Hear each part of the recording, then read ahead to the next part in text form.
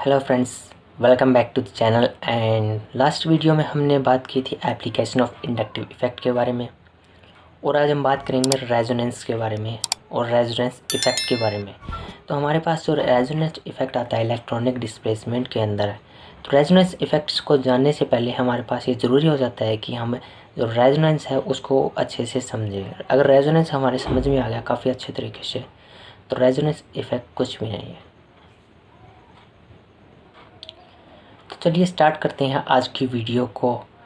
और रेजोनेंस के अंदर हमारे पास क्या होता है, काफ़ी सारे मॉलिक्यूल्स आयंस होते हैं जो कि एक से ज़्यादा स्ट्रक्चर्स के अंदर प्रेजेंट हो सकते हैं, पर कोई भी जो स्ट्रक्चर है वो उनकी सारी कैरेक्टरिस्टिक्स जो प्रॉपर्टीज़ हैं उन आयन की या मॉलिक्यूल्स की वो एक्सप्लेन नहीं कर सकती है।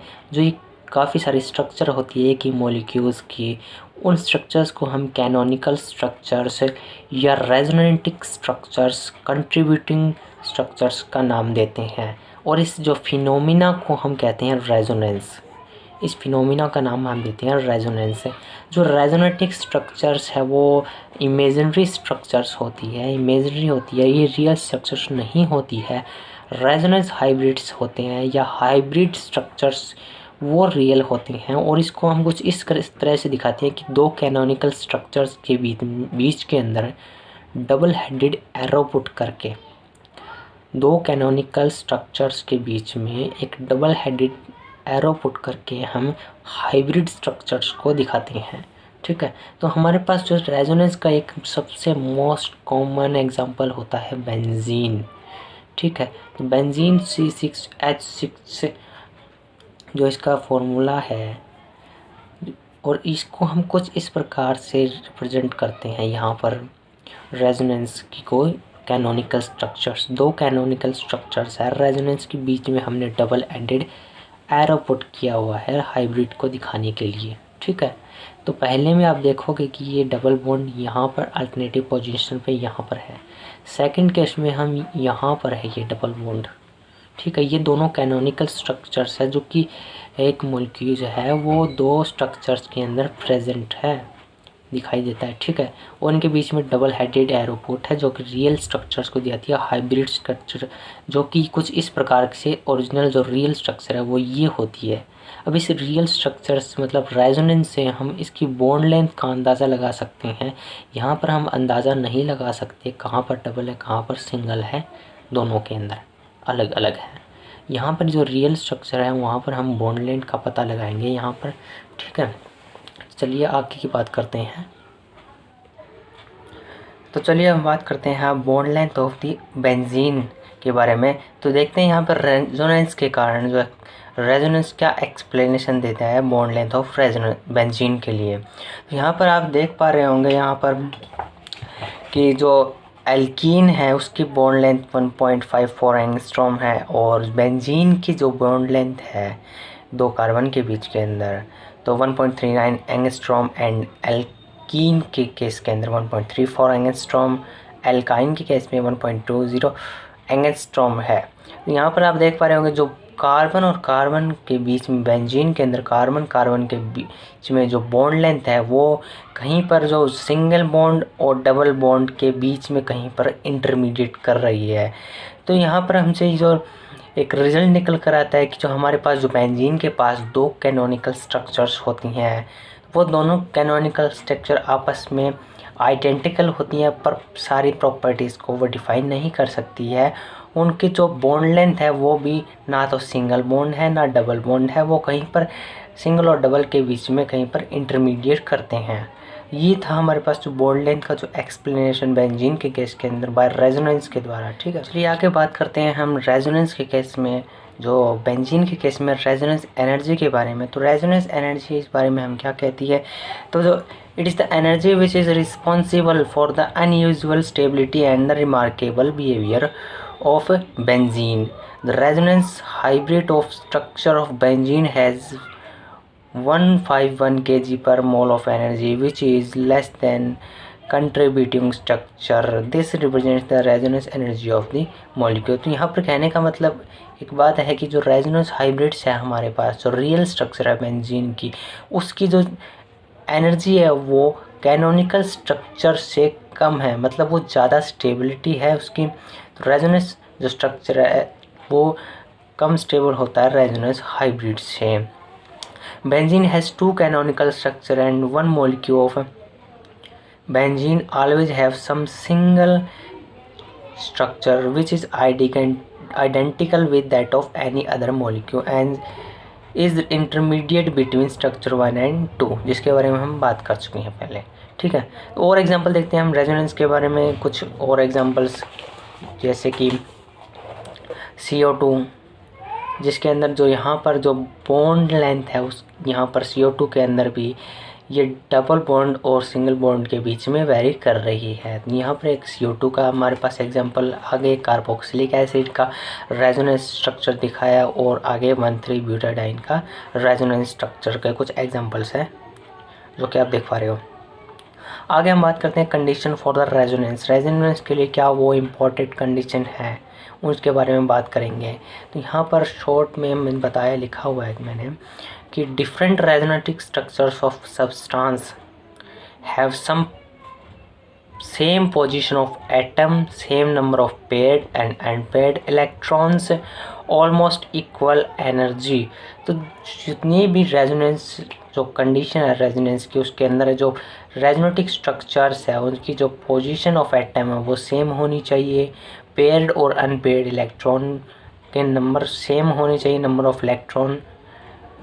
Of paired and unpaired electron same होने चाहिए, और जो एनर्जी भी है different canonical structure resonating structures है वो भी लगभग सेम ही होनी चाहिए। But they differ only in the arrangement of electron in different resonating forms resonating structures. जो रेजोनेटिक स्ट्रक्चर में सिर्फ और सिर्फ जो इलेक्ट्रॉन की पोजीशन है उसके अंदर अरेंजमेंट है जो इलेक्ट्रॉन्स की, उसके अंदर कुछ डिफरेंस हो सकता है, और उस चीज़ को हम रिप्रेजेंट जो रेजोनेटिक स्ट्रक्चर्स है, 2 रेजोनेटिक स्ट्रक्चर है उसके बीच में हम डबल हेडेड एरो लगाकर उसको रिप्रेजेंट करते हैं। जैसे कि हमारे पास जो एग्जांपल यहाँ पे कार्बोक्सिलिक एसिड का फिर से, ठीक है। When contributing structure different energy content और relative stability, the more stable structure make greater contribution toward the resonance hybrid। तो इसमें कहा गया है कि जो कंट्रीब्यूटिंग स्ट्रक्चर है अगर कोई डिफ़र करती है एनर्जी कंटेंट या रिलेटिव स्टेबिलिटी के अंदर, तो उसके अंदर जो मोर ज़्यादा स्टेबल कंट्रीब्यूटिंग स्ट्रक्चर्स होगी वो कंट्रीब्यूट करेगी ज़्यादा रेजोनेंस हाइब्रिड के अंदर। ठीक है, तो यहाँ पर हमारे पास जो स्टेबिलिटी का केस आ ही गया है, तो हम यहाँ पर आगे हम बात करेंगे in the determining the relative stability of contributing structure and the following point may be noted। मतलब कुछ पॉइंट्स के बात करेंगे जिसके अंदर हमें बताया, जिसके द्वारा हम क्या है डिटरमाइन कर सकते हैं relative stability of contributing structure canonical structures की। ठीक है, तो बात करते हैं उन पॉइंट्स के अंदर जिसके अंदर हम डिटरमाइन करेंगे। जो फर्स्ट पॉइंट हमारे पास कहता है कि larger number of covalent bond in A structure greater the stability. कहने का मतलब जिस कैनोनिकल स्ट्रक्चर में जितने ज़्यादा कोवेलेंट बॉन्ड होंगे वो उतनी ही ज़्यादा स्टेबल होगी। अगर हमें कंपेरिज करना हो दो कैनोनिकल स्ट्रक्चर्स का, जैसे कि यहाँ पर देखिए कि जो यहाँ पर जो कोवेलेंट बॉन्ड है इसके कंपैरिजन में ज़्यादा है तो ये ज़्यादा स्टेबल हो जाती है। ठीक है, और आगे हमारे पास दूसरा पॉइंट कहता है कि the structure involving separation of positive and negative charge less stable then those of which do not involve any separation of charge. कहने का मतलब है कि हमारे पास 2 कैनोनिकल स्ट्रक्चर्स है, अगर जो canonical structure separation of charge दिखाती है वो लेस स्टेबल होगी, जो नहीं दिखाती है वो मोर स्टेबल होगी। जैसे कि एग्जांपल हमारे पास ये है सामने कार्बोक्सिलिक एसिड का, यहाँ पर जो चार्ज सेपरेशन है जिसकी वजह से ये लेस स्टेबल है, और यहाँ पर मोर स्टेबल है क्योंकि यहाँ पे कोई भी चार्ज सेपरेशन नहीं है। और जो थर्ड पॉइंट हमारे पास कहता है कि even atom of different electronegativity are involve the structures having negative charge on more electronegative and positive charge on less electronegative atom are relatively more stable than the other way around. तो कहने का मतलब ये है कि अगर हमारे पास कोई भी कंट्रीब्यूटिंग स्ट्रक्चर दी गई है, अगर उसके अंदर चार्ज सेपरेशन है, पहली बात चार्ज सेपरेशन है 2 कंट्रीब्यूटिंग स्ट्रक्चर्स के अंदर, और वो चार्ज सेपरेशन के अंदर कम इलेक्ट्रोनेगेटिव वाले एटम पर अगर प्लस चार्ज है और ज़्यादा इलेक्ट्रॉन नेगेटिव वाले एटम पर माइनस चार्ज है तो वो ज़्यादा स्टेबल होगी रिलेटिव टू उस स्ट्रक्चर के जिसके अंदर जो कम इलेक्ट्रोनेगेटिव वाले एटम के ऊपर माइनस चार्ज हो और मोर इलेक्ट्रोनेगेटिव एटम पर प्लस चार्ज हो। तो यहाँ पर इस चीज़ को समझने के लिए एक एग्जांपल देखते हैं। यहाँ पर हमारे पास जो है तो ये इन दोनों तीनों स्ट्रक्चर्स के अंदर पहली बात तो ये कि ये ज़्यादा स्टेबल क्योंकि यहाँ पर चार्ज सेपरेशन है ही नहीं 0.2 के अकॉर्डिंग, ठीक है। और इन दोनों के अंदर ये ज़्यादा स्टेबल क्यों होगी क्योंकि यहाँ पर देखिए ऑक्सीजन ज़्यादा इलेक्ट्रोनेगेटिव है ऑक्सीजन की और इसकी कम है, यहाँ पर प्लस है जो कि कम इलेक्ट्रोनेगेटिव वाले एटम पर है और माइनस है मोर इलेक्ट्रोनेगेटिव एटम पर जिसका अपोजिट ये है। तो 0.3 के अकॉर्डिंग ये ज़्यादा स्टेबल होगा, ये कम स्टेबल होगा। तीनों स्ट्रक्चर्स के अंदर ये ज़्यादा फिर ये हो जाएगी, ठीक है। तो फोर्थ पॉइंट हमारे पास कहता है कि the structure having like charge on adjacent atom are highly unstable. तो इसका कहने मतलब अगर हमारे पास कोई दो रेजोनेटिक स्ट्रक्चर एटम है, दो रेजोनेटिक स्ट्रक्चर्स हैं तो उसके अंदर जो एडजेसेंट एटम के ऊपर अगर सेम चार्ज है तो वो हाईली अनस्टेबल हो जाता है। जैसे कि एग्जांपल यहाँ पर है कि हमारे पास इसके अंदर कोई चार्ज सेपरेशन है ही नहीं और इसके अंदर है तो यहाँ पर देखिए दोनों ही एडजेसेंट एटम के ऊपर माइनस चार्ज है, सेम चार्ज है, तो ये हाईली अनस्टेबल हो जाता है इसके कारण। और जो एक लास्ट पॉइंट हमारे पास रहता है मोर number of contributing structures means more stability of resonance hybrid. जितनी ज़्यादा रेजोनेंस स्ट्रक्चर बनेगी किसी भी कंपाउंड की वो उतना ही ज़्यादा स्टेबल होगा उसका जो रेजोनेंस हाइब्रिड, ठीक है। नेक्स्ट बात करते हैं हम प्रॉपर्टी ऑफ रेजोनेंस हाइब्रिड के बारे में।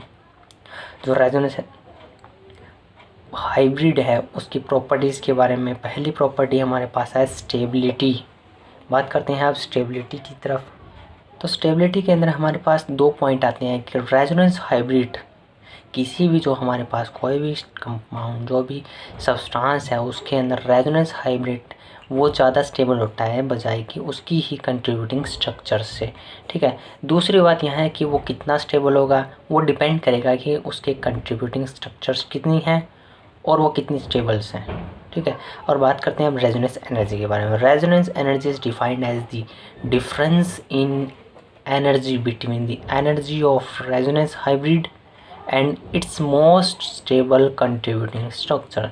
Resonance energy defined as the energy difference between energy of resonance hybrid and its most stable contributing structures, ठीक है। और जितनी ज़्यादा रेजोनेंस एनर्जी होगी उतना ही ज़्यादा रेजोनेंस हाइब्रिड स्टेबल होगा।